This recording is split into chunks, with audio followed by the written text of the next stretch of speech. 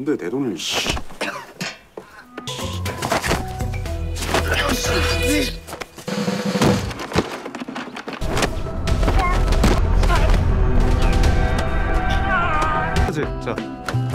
자, 원투. 원투. 그치, 더 세게.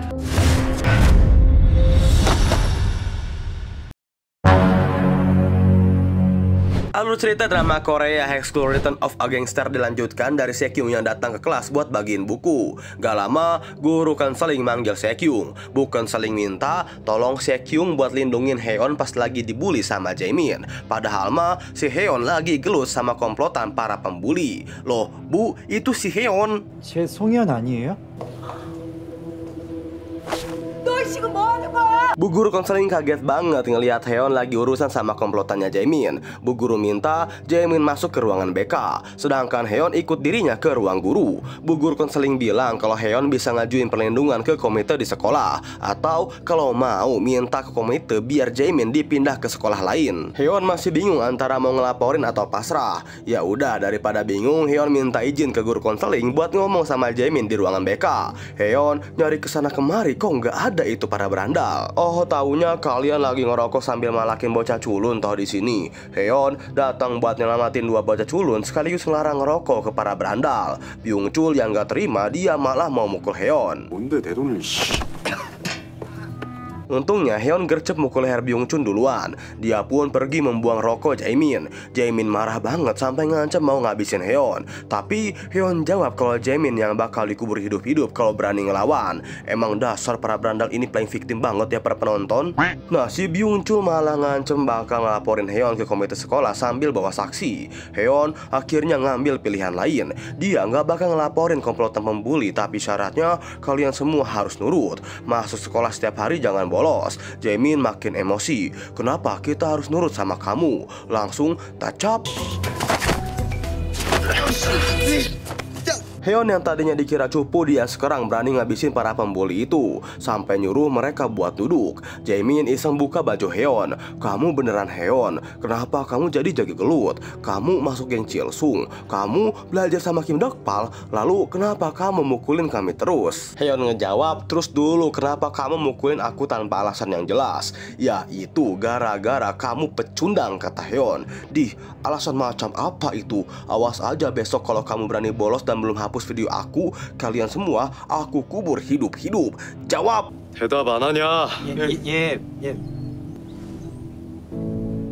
Keesokan harinya kelas udah masuk, tapi si Jaemin sama komplotannya telat datang, bahkan gak saling dulu, kayak gak sopan banget. Selesai pelajaran, Haeon manggil Jaemin. Dia ngasih tahu kalau Jaemin dan komplotannya datang telat bikin ganggu Haeon belajar. Lihat tuh, yang lain aja sungkan lihat Haeon berani ngelawan Jaemin. Lalu Haeon patroli dan gak sengaja lihat komplotan Jaemin lagi malah rokok. Haeon datang buat membuang rokoknya.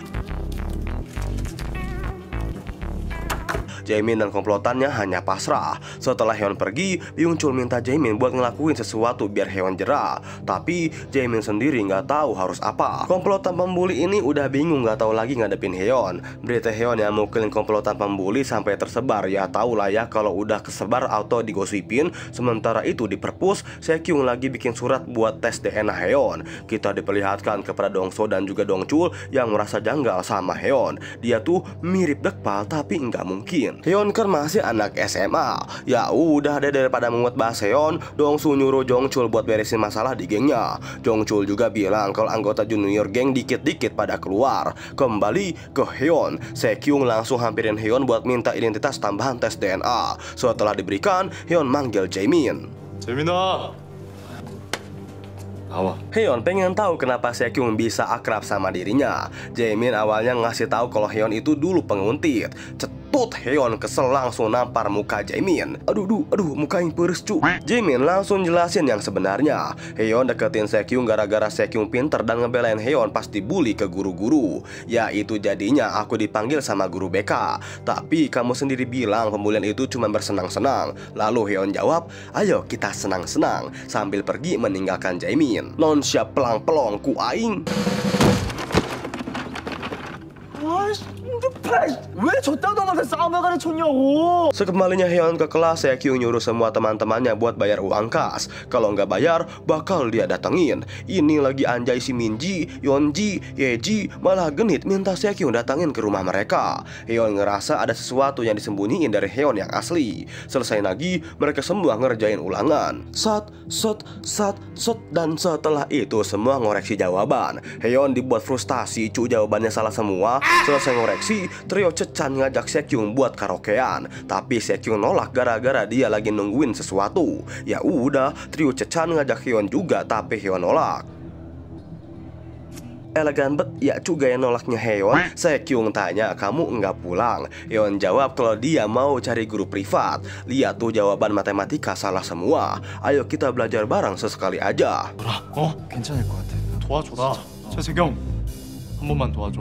Tiba-tiba anak basket datang, ngajak Sekyung buat main. Tapi Sekyung bilang kalau dia mau belajar sama Heon. Salah satu dari mereka yang menjadi kapten bernama Jaehon ngajak Sekyung buat belajar bareng. Lah, Heon kesel kayak nggak dianggap. Kenapa kalian gak ngajak aku? Aku bisa jadi pemimpin buat kalian. Akhirnya anak basket itu malah pergi sambil ngomongin Heon. Heon nanyain alasan Sekyung yang biasanya nolak ajakannya, tapi di depan Jaehon diam aja. Sebenarnya Sekyung takut Jaehon dan teman-temannya nggak peduli sama perasaanku. Heon ngasih jawaban yang terpukau banget, yaitu belajar dengan mengajar. Harus ada belajar dan mengajar untuk saling memperkuat. Aku nggak mau kayak Jaehon yang cuma manfaatin kamu. Kalau kamu mau ngajarin aku, apapun keinginanmu bakal aku wujudin, oke? Aku ke WC dulu ya. Sesampainya di WC, Jaehon sama teman-temannya nyebut Heon si penguntit yang lagi bereaksi. Di sini Heon nahan emosinya, tapi dia langsung ngajak tanding basket solo versus squad.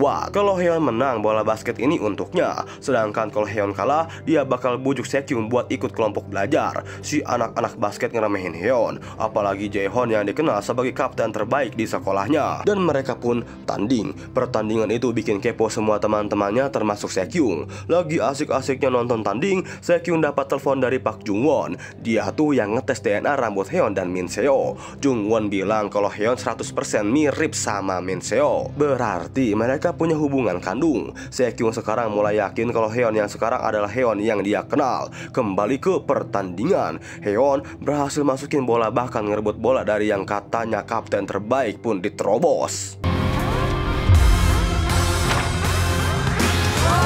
Selesai bertanding, Heon minta Jaehon berhenti manggil dirinya penguntit dan nyebarin gosip hoax. Kalau sampai berani nyebarin, aku kubur kamu hidup-hidup. BTW, makasih ya bola basketnya. Lalu Sekyung mau nagih janji dari Heon. Taunya Sekyung bawa Heon ke ruang belajar yang benar-benar sepi. Dibayar pakai kartu ATM punya Heon. Anak ambis. Sekyung nyuruh Heon ceritain waktu belajarnya tuh jam berapa aja. Tapi Sekyung ngasih tahu cara pembelajaran Heon salah, yang pastinya bakal jelek mulu matematikanya. Kalau kamu nggak jago hitungan, mending kita belajar hafalan aja. Keluarin buku bahasa Inggris, kita belajar bareng. Kumaha sih? Heon malah molor. Gini nih kalau jiwa bapak-bapak terjebak di dalam badan anak SMA. Sekyung langsung nyentil pelipis Heon. Heon yang bangun langsung ngajak Sekyung jajan minuman. Tapi Sekyung kesal banget gara-gara Heon masih minumannya minuman orang tua. Padahal ABG maunya minuman soda atau nggak kopi dingin gitu kan. Ini malah dibawain teh manis pakai herbal. Heon mulai iseng pengen tahu sifat asli Sekyung kayak gimana. Dia mulai nanyain cara buat ngehukum para pembuli biar jerah banget. Sekyung jawab caranya lapor polisi. Kalau perlu aku nuntut balik, kamu bunuh aja. Kumpulin bukti kamu dibully sebanyak-banyaknya biar ngeringanin hukuman. Lalu Sekyung kembali ke ruang belajar. Heon sekarang udah mulai tahu sifat asli Sekyung. Keesokan harinya saat di kelas, Heon didatangin sama teman-temannya. Mereka senang banget ternyata Heon jago main basket. Heon ngajak mereka untuk main bareng sekalian balas dendam kekalahan ngelawan kelas Johun. Jaehon maksud Aing Cok. Gak lama Bu Guru datang, dia mau ngebagiin rapot bayangan. Wah, paniknya Heon. Hasil rapot Heon jeblok banget, banyak yang 0, sedangkan si Sekyung malah bagus banget. Makanya kamu jangan tidur terus. Heon pun mengajak Sekyung buat pergi ke ruang belajar. Tapi kita harus mampir jajan dulu. Sesampainya di swalayan, Heon tadinya mau beli minuman keras, tapi Sekyung kasih kode kalau kita anak sekolah pakai seragam mana dibolehin sama kasir. Heon pun pura-pura salah ngambil. Sekyung ngelihat kek nanas. Dia masih penasaran sama Heon. Tapi Sekyung ingat perkataan dari pembantu Heon yang bilang kalau Heon alergi nanas. Kalau makan sekali bakal bengkak lehernya. Tapi Heon malah ngambil kuenya. Dia ngira Sekyung mau kek itu. Mereka pun bayar sambil makan. Sekyung nyuruh Heon buat makan kek nanas. Setelah Heon ambil, Sekyung langsung nangkis. Si Heon malah ngambil puding rasa nanas. Kaget banget dong Sekyung. Tiba-tiba Heon kambuh sampai jatuh dari kursi. Lalu Heon dibawa ke UGD dan gak lama lagi Heon dibolehin pulang sama dokter. Sekyung di sini terlihat sangat emosi. Dia berteriak-teriak gara-gara Heon yang sekarang bukan Heon yang sebenarnya. Buktinya aja nekat makan nanas padahal Heon punya alergi nanas. Ditambah Sekyung jadi merasa bersalah yang dimana waktu itu Heon datang ke rumahnya buat minta tolong. Tapi Sekyung gak mau nolongin gara-gara gak mau ikut campur urusannya. Kan bisa jadi Heon langsung bundir. Sekyung setiap hari ngerasa bersalah sampai nggak bisa tidur. Tibalah waktu di toko buku papasan sama Heon. Sekyung seneng banget. Lalu Heon menjawab, aku bakal pulangin Heon yang asli ke badan ini. Setelah aku bantu dia buat jadi orang yang berguna, kamu bantu aku buat belajar biar Heon bisa masuk ke universitas favorit. Singkat cerita, sepulang dari UGD, Sekyung benar-benar bantuin Heon belajar. 감기 과목 위주로 공부하고.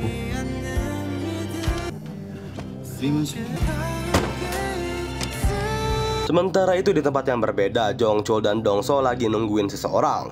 Jongchul mau nyebrang beli rokok, tapi dia lihat Jaemin dan komplotan berandal malah nongkrong di warung, bikin Jongchul marah. Dongso yang ada di mobil langsung pergi keluar, kan kepo yang ngomongin apa sih kalian. Jaemin langsung ngasih pertanyaan, apa benar pak kalau Kim Dekpal pernah ngajarin teman aku berkelahi? Dongso jawab kalau Dekpal murah hati, bisa aja dia yang ngajarin, tapi Dekpal sekarang udah mati. Gak lama mobil van hitam datang. Dongsu langsung masuk ke dalam, tapi dia agak ragu, jadi manggil Jaemin. Dia nyuruh Jaemin buat ikut geng ini jalanin misi. Awalnya Jaemin takut, tapi Jongchul ngeyakinin kalau Jaemin orang yang beruntung bisa langsung ikut kerja di gengnya. Heon yang baru sampai rumah langsung curiga sama mobil van yang tanpa plat nomor. Dan ternyata mereka jalanin misi buat nyulik Min Seo. Wah, Jaemin ketakutan banget.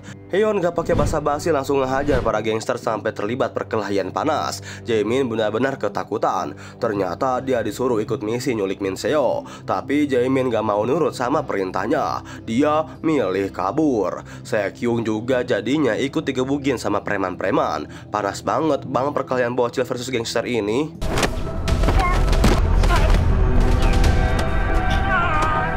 Sialnya Sekyung nggak bisa ngebela dirinya, yang ujung-ujungnya dia digebukin juga. Ya mau nggak mau Heon bantuin. Lalu para gangster itu ngeluarin pisau dan gak lama polisi datang bikin para gangster kocar-kacir. Setelah kejadian gelut, mereka langsung cus bawa Min Seo ke rumah sakit. Polisi pun datang ke ruangan buat tanyain kronologi kejadian. Heon mau ngasih uang tutup mulut ke polisi biar cepet pulang, tapi malah nggak diterima. Udah canggung, Heon langsung ngasih duit itu ke Sekyung dan mengajak para polisi itu pergi ke tempat lain. Di sini Heon bilang kalau kejahatan berat itu gara-gara Lee Mi-kyung yang kerjasama dengan gangster buat ngilangin status Min Seo sebagai istri sahnya owner OK Construction. Tapi dia jadinya malah ngebohong kalau kejadian ini sebenarnya itu keributan gara-gara preman parkir mobil sembarangan. Ini hanya kejahatan biasa, jadi Heon mau narik laporannya. Setelah ngobrol sama Pak Polisi, Sekyung dan Heon pun pulang. Sekyung komplain kenapa sih mah ditarik laporannya, nanti kalau kita diapa-apain sama preman bagaimana. Heon minta Sekyung tenang saja, permasalahan ini bakal Heon urus pakai caranya sendiri. Tuh lihat video tron berita yang nunjukin pimpinan OK Construction,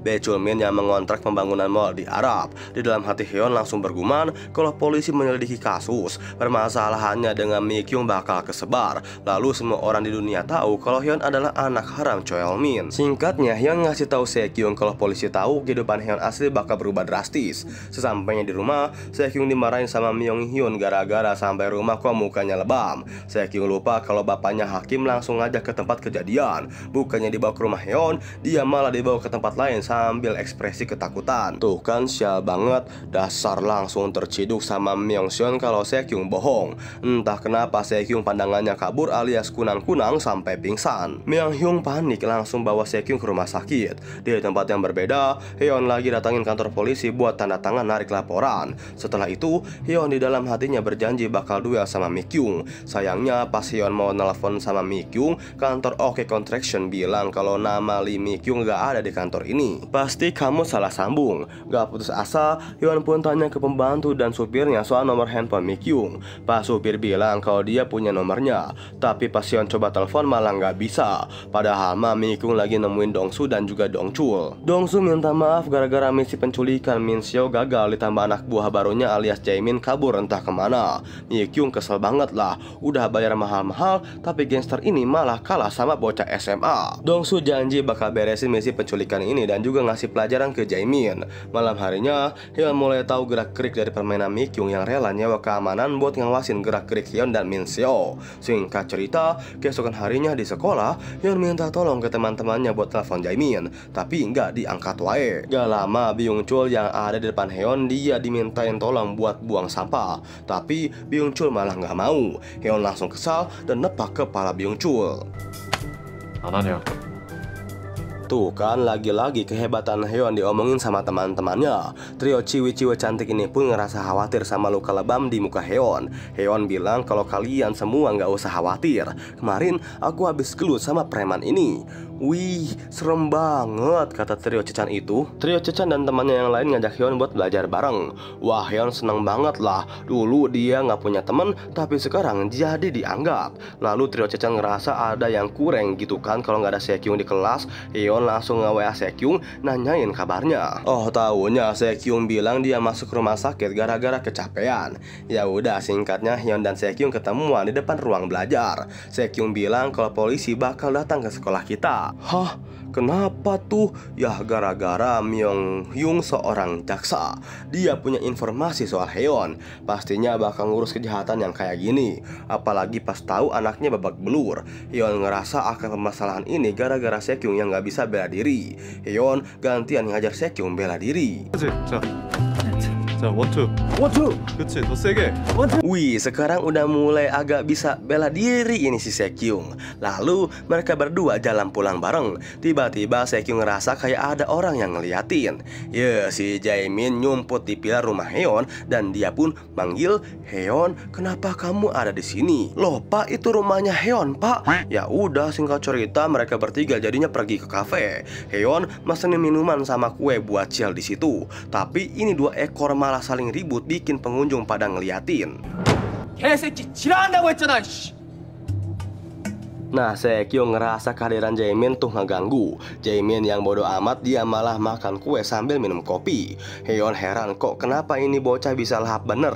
Jaemin bilang kalau dia baru makan nasi sisa 2 hari lalu. Wah, nggak bisa gitu dong. Hyeon langsung ngajak Jaemin buat makan enak di rumahnya. Jaemin nyeritain kalau dia dari keluarga yang berantakan banget, tinggal sendirian, bahkan listrik di rumahnya belum dibayar. "Boleh nggak kalau aku hari ini nginep di rumah kamu?" Hyeon langsung ngebolehin. Gak mau kalah, Sekyung juga mau nginep di rumah Hyeon. Ya mau nggak mau, Hyeon harus terima juga walaupun kasurnya sempit. Selesai makan, Jaemin ngebojok Hyeon buat ngizinin dia nginep seminggu di rumahnya.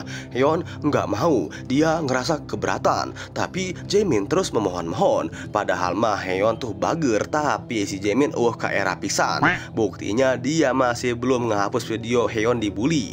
Nih, sampai-sampai videonya dimasukin ke IG.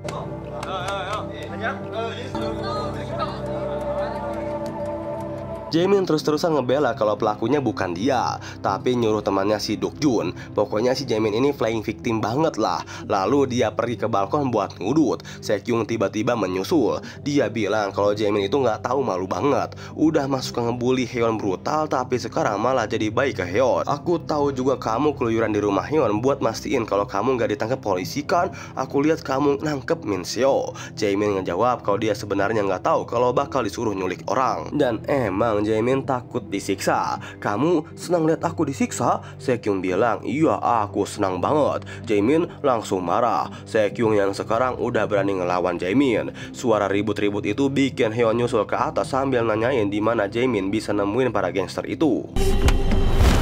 그놈들 어디 가면 만날 수 있는 거냐?